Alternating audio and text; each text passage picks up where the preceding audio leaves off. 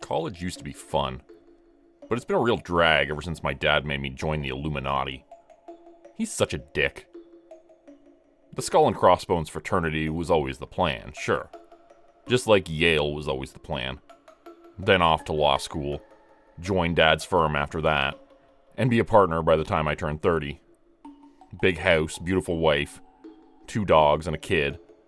Run for office, always win, and continue following in Daddy's footsteps.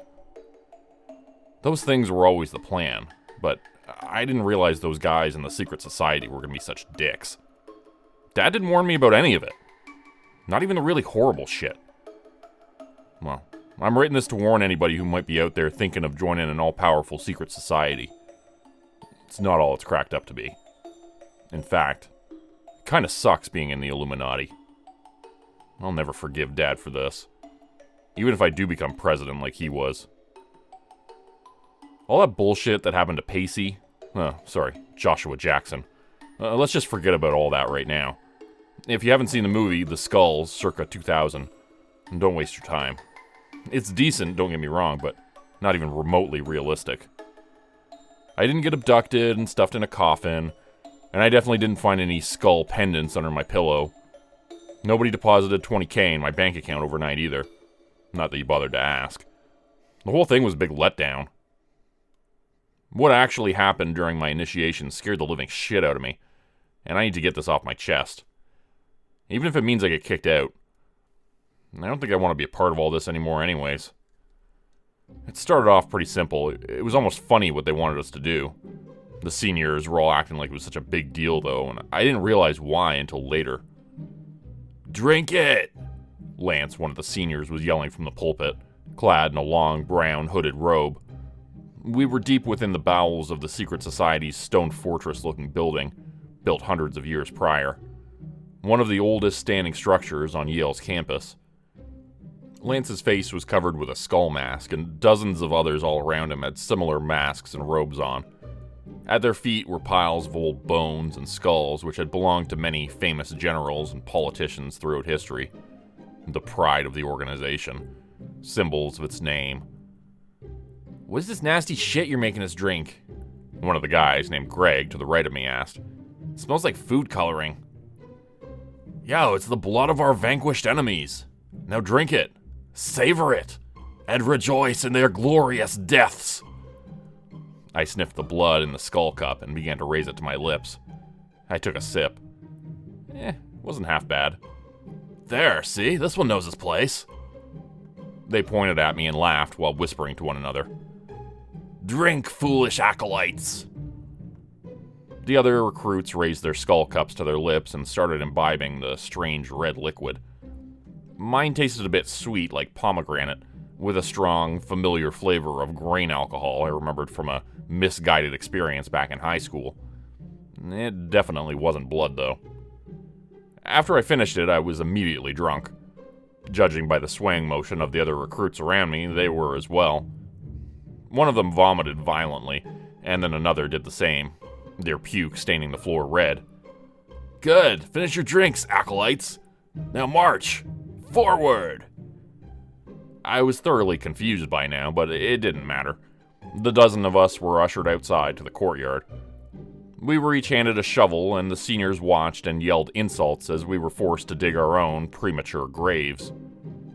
We each dug deeper and deeper, making coffin-shaped holes within the stone-fenced courtyard.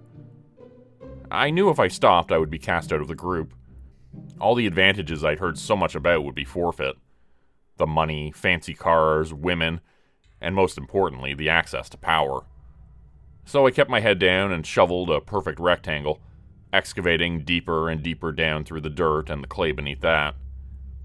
Eventually I noticed I was about 7 feet down. I think they snuck something into that blood punch because I was wired. "Had enough yet?" Someone yelled down at me from above.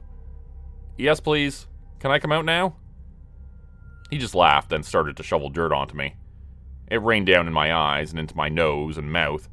A cloud of dust started rising up around me, and I coughed violently. "Stop, please! I can't breathe!" Another figure appeared above and started to shovel dirt onto me as well. I coughed harder and harder until my head ached and my lungs burned. Name of your first girlfriend, the voice asked, preparing another shovelful of dirt. What? I screamed, getting angry. Instead of answering, he dumped more dirt onto me, and I realized it was up to my knees. I tried to lift my legs, but couldn't. Whatever drugs they had fed me were wearing off, and I felt exhausted from the digging. Name of your first girlfriend, the man repeated. When I hesitated, he began to move the shovel towards the hole again. Rachel, I screamed. Rachel Gross. Good. I breathed a sigh of relief. Did you have sex with Rachel? What? I cried, angered again. How dare they ask me these questions, I thought. Don't they know who my father is? Another shovelful of dirt came from above, rocks and pebbles hitting my face, and then 2 more. The cloud of dust was so thick I coughed and hacked painfully until I almost threw up, then realized I was up to my waist in fresh dirt. Did you have sex with Rachel? The voice repeated, more insistently this time. Another shovelful of dirt already prepared. Yes, she was my first, well, you know, and I was hers, I think. At least she told me I was. Some other guy said she was just humoring me, but enough! A superfluous shovelful of dirt was thrown onto me, more out of annoyance than anything else. Who else have you lain with, acolyte? Their names. And phone numbers, if you still have them.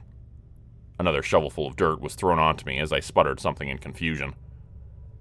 Finally, after several hours of questioning, the dirt was up to my neck. I was sure I was going to die down there, my heart pounding with fear every time a question was asked. My answers now coming out of my mouth as quickly as possible. My mind was racing and my entire body was quivering with fear, flinching every time the man above moved with a shovel in his hands. That brings us to today, he said, and I realized we were at the end of my current life story. Every single embarrassing secret from my past had been laid bare on the table. I felt like I couldn't breathe. I was gasping for air, terrified as the seniors above prepared another shovelful of dirt and dumped it on top of me. Then another, and another, until I was completely buried alive. Desperately, I reached up through the loose soil, trying to grasp the lip of the grave so I could pull myself out. It felt like there was no end to the soil above me, like it just went on and on forever. And I imagined them up there piling more and more dirt on top of me as I struggled to break through. And then suddenly I felt cool air on my fingertips. I just barely managed to grab hold of the ledge and pulled upwards with all of my strength. I'd never been good at pull-ups, but now was the time to do the most important one of my life. Struggling against the weight of the dirt above, my arms numb from digging, I tried to lift myself out. The soil above me wouldn't budge and stayed stubbornly in place. It felt as if the dirt would keep me prisoner as I began to fade from lack of oxygen. I nearly lost consciousness, but shook my head and brought myself out of it. I gave one last desperate effort and pulled myself up out of the grave in one swift motion, rolling onto the grass. I coughed and hacked up gray-brown phlegm and laid wheezing on the ground, exhausted, my entire body covered in dust. When I stood up, I realized that the other recruits' graves were filled in as well, but several of them had not made it out. We were now down by 4 initiates.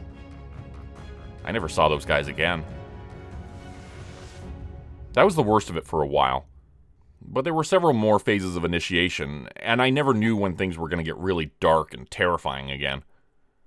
I had to get into a coffin naked and stay in there for a while.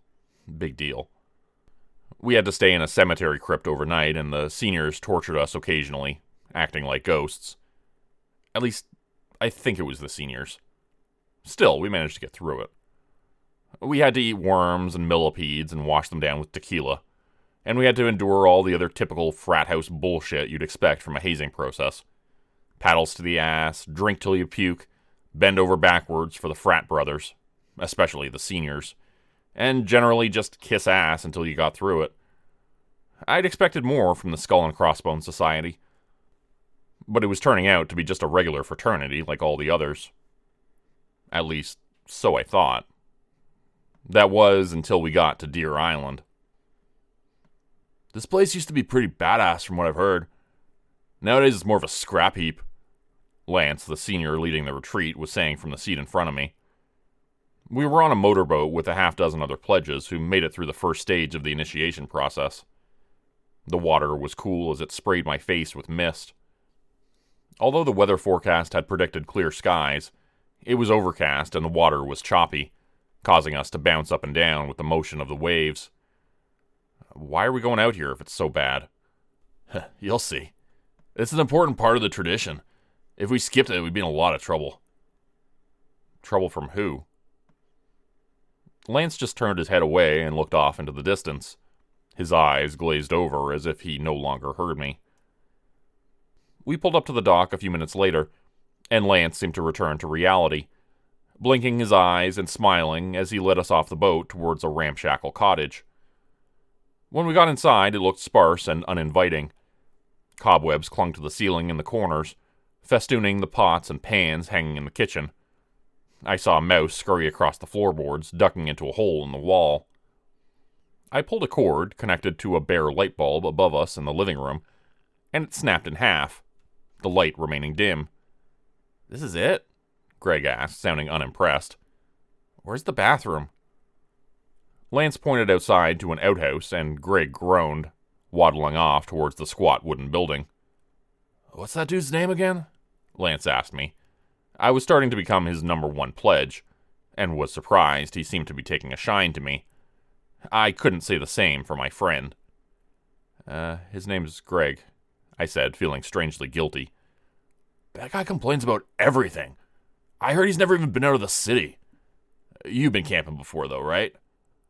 "Oh, hell yeah. I used to be a Boy Scout when I was a kid. And my parents have a little fishing cabin up north. It kind of looks like this, actually. We got an outhouse, too. No running water, no electricity. Just a shack in the woods, more or less. Kind of like this place, I thought, but didn't say out loud." "Well, hell, you'll be right at home then. Come on, everybody, I'll show you around. There's much to see, but it's the only place in the world where we can do the final initiation ceremony. It's gonna be something else." We all looked at each other dubiously, and I glanced back to see Greg pulling up his pants as he ran from the outhouse, screaming about bats and spiders the size of squirrels. That night we sat around the wood stove in the living room, drinking blood cocktails. It was raining outside, and thunder was now booming loudly overhead, causing us to cancel our plans for a bonfire. Instead, we sat indoors, listening to the seniors tell odd, cryptic stories which were clearly not their own creations. They were reading them from an old book, bound with ragged leather. A screaming face was carved into the front of it, reminding me of the Necronomicon from Evil Dead. I got the impression that these stories had been adapted from ones written centuries prior. I imagined students just like me, hundreds of years ago, listening to these stories in these same woods, on this same island, and I felt a chill run through my bones. Lance began wrapping up the story, and I listened intently, trying not to be distracted. I got the feeling all of the details would be important later on. I'm not exactly sure why I felt this way, but everything had been a test up until this point, and part of me felt like we were still being tested, maybe now more than ever. As the story finished, Lance set the book down and looked around at all of us. "We gather here tonight as skulls, old and new, to share our wisdom and our traditions with you. New inductees into the Order of the Skull and Crossbones Fraternity. This island acts as a conduit to the dark powers, which we call upon to give us our power. And the secrets of this place must remain within the confines of this organization. What happens on Deer Island stays on Deer Island. Is that understood?" We all nodded our heads in agreement, except for Greg, who looked half asleep. He was staring out the window, looking at the rain. The two of us had become friends during the initiation trials, and I elbowed him as discreetly as possible, trying to get his attention. "Huh? What?" he let out, jumping in his seat. "Oh, jeez. Oh, sorry, guys. I guess I wasn't paying attention." I put my face in my hands, knowing that was the absolute worst possible thing he could say at that moment. "You weren't paying attention? So you didn't hear any of what I just said?" Lance asked, his face a mask of calm. No, sorry, man. Could you just kind of like sum it up? Give me the Cliff's Notes? Lance and the other seniors just stared at him blankly. Greg chuckled nervously. Oh, don't worry, Greg. Greg, right? Greg nodded his head. Don't worry about it, Greg. We're going to have a presentation later this evening for those of you who require a more visual teaching method. Drink up, everyone. Refills coming around. The seniors were suddenly all smiles again, their white teeth showing as they handed out fresh skull goblets filled to the brim with blood-colored liquid. I saw one of them take a cup and deliberately hand it to Greg, after keeping it set aside from the others. I noticed this, and it reminded me of a spy movie where someone was about to be poisoned. But Greg didn't see a thing, since he immediately started guzzling from the cup once he received it. I elbowed him hard in the ribs again, the second he put it to his lips, causing him to spill it all over himself. What the hell, dude? He muttered angrily under his breath, wiping his shirt with his hand. Here's a fresh one, Lance said, quickly replacing it, then giving me a meaningful glare. Greg seemed to get my message. His sips from the cup were nervous and small, with a trembling lip. His eyes were wide and darted around the room anxiously, and I began to get nervous too, wondering if I would be in trouble for what I'd just done. Oh, you two have become such good friends, Lance said. You can take the lead in this next part of the festivities. He motioned for the two of us to go to the front of the room. We followed his directions, moving away from the fire into the shadows at the far end of the room. It was cold in this dark area, away from the warmth of the fire, and I got an eerie feeling, like something was right behind me in the shadows. I looked over my shoulder nervously, but there was nothing behind us. Just an old chair, a table, and an unlit kerosene lamp. Now it's your turn, Lance said from across the room. The two of you are going to retell the story I just told you. Your futures with the organization depend on your abilities to remember the tale of the initiate. So don't fuck up a single word or you'll end up the same as him. Surely they were kidding, I thought. It would be impossible to repeat the whole story from memory. Still, I guess I needed to try. Okay. The new initiate was very scared, and he began to dig his own grave. But he told himself it would be okay. All of his brothers would make sure he got out alive, as long as he was true to the code. Very good, Lance said, nodding. You nailed it. I'm impressed. Now it's your turn, Greg. My friend was looking very nervous, wringing his hands together and clearing his throat repeatedly. Finally, he began to speak. I could tell right away it wasn't going to go well. The new initiate dug the grave, and then the older guys started asking him, like, real embarrassing questions about his sex life and all kinds of stuff like that. Greg had the general thread of the story correct, but the wording was way off, and now he had stopped mid-paragraph and was uncertain how to continue. Shadow Father, do you deem these initiates worthy? Lance asked, his hands out to his sides, palms raised upwards like an evangelical preacher. Suddenly the kerosene lamp behind us flickered to life, the flame rising high and up out of the glass dome at the top. The old-fashioned lamp's glass began to turn black and cracked with the heat, before the flame began to finally die down to an appropriate height. The room was bathed in flickering shadows, which cast an eerie glow on the proceedings. I noticed there was now a man sitting in the chair beside the lamp, a book on his lap which looked exactly like the one Lance had been reading from. A disembodied face on the cover, resembling a mummified man's visage mid-scream. This one I deem worthy, said the wrinkled, shadow-obscured face of the man in the chair, pointing towards me. But this other one, his words are not fit for the Book of Souls. What will be done with him, Shadow Father? The group of seniors asked in unison, their blank faces showing no emotion. As with any initiate, who makes it to Deer Island, but cannot pass the test. He cannot be allowed to leave.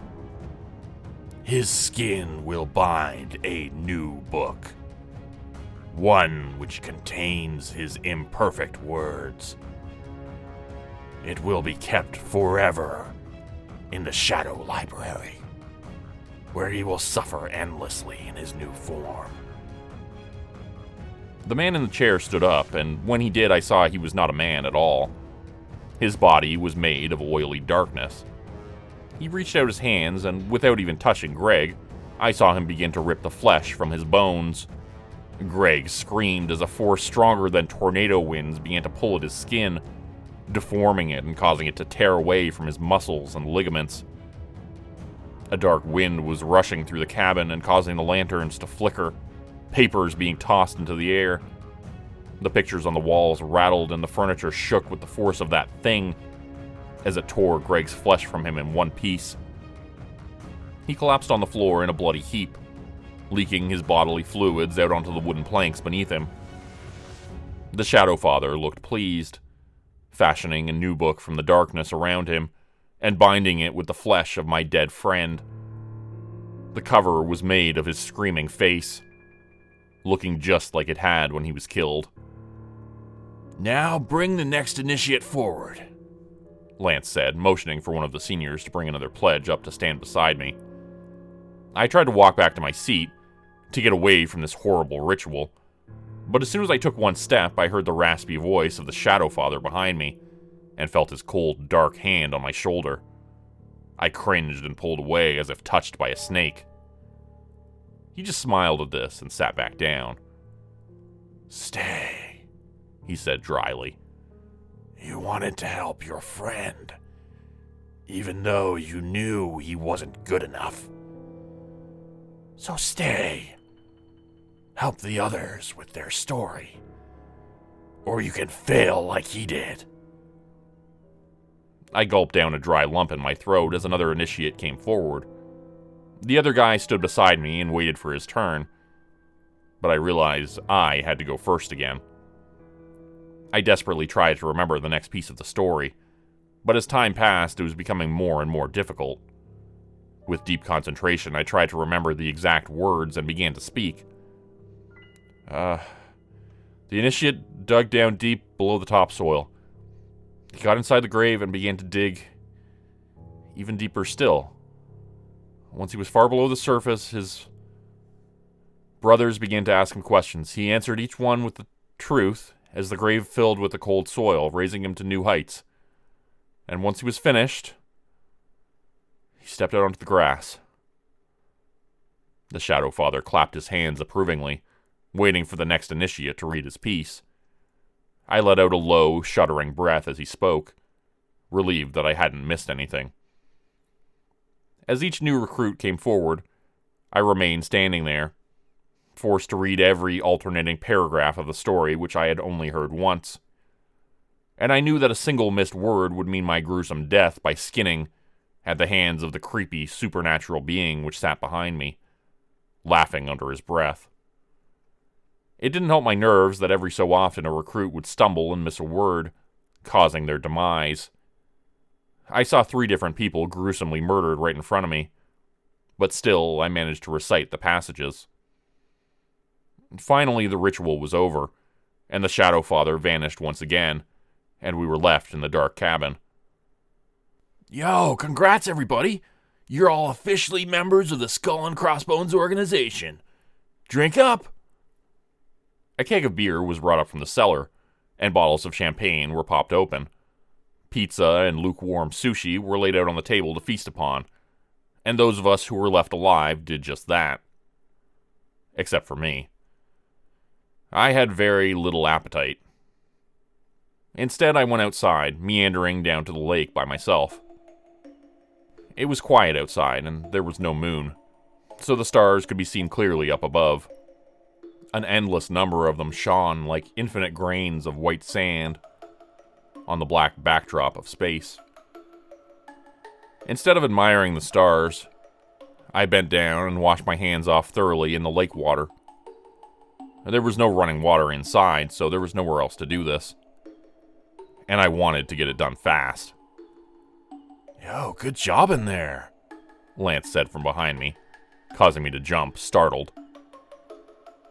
Thanks, I said, standing up and turning around. My memory has never been that good. The only way I could get into Yale was by cheating my way through high school. And I was never very creative.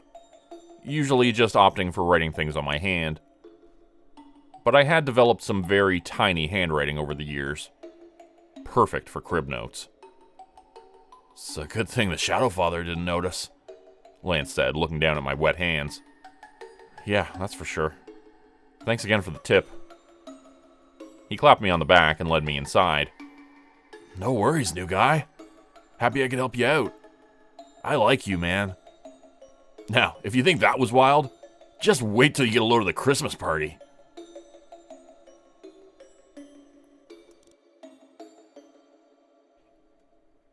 Become a channel member today for early access to videos and special emojis only available to members. Check out the description below or click the join button for more info.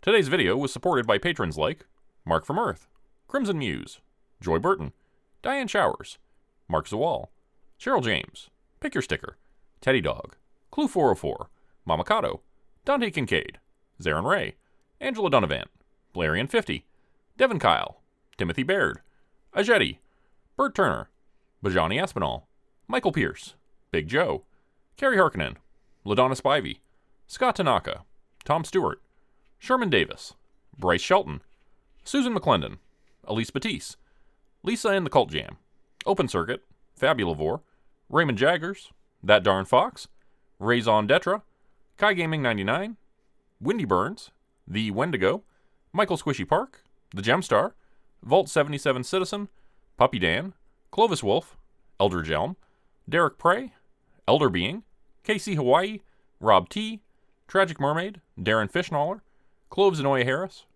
Roe Underwood, Florida Man Luke, Bethany's Mom, Winter's Kiss, Sam Brook, The White Stag, Corgi Connection, No Name, Marta Cara, Professor Elm, Kathy Barrickman, Cybard Sands, Steve Hennessy, Melanie Sanders, The Archivist, Rob Smith, and Term 4. If you'd like to help support the channel, please consider joining my Patreon page at patreon.com/Jordan Grupe Horror. As a patron, you get access to bonus videos and content, as well as a Discord channel. You'll be credited at the end of every video going forward, and if you decide to stay for 3 months, I'll name a character after you which will be featured in a Hollow's End story. Links to join the Patreon are in the description.